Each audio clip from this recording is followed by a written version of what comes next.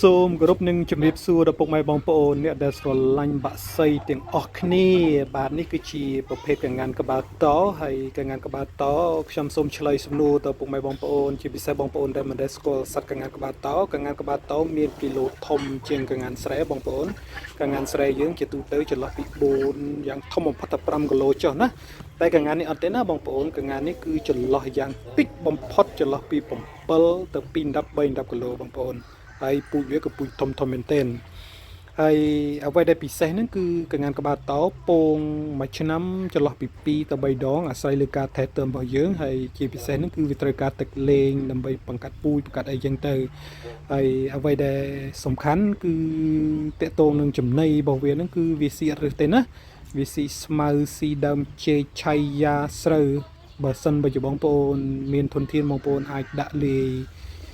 ចំណីស្រេចជាមួយនឹងស្រូវត្រាំបណ្ដោះស្រូវឲ្យវាស៊ីគឺល្អបំផុតហើយទីតាំង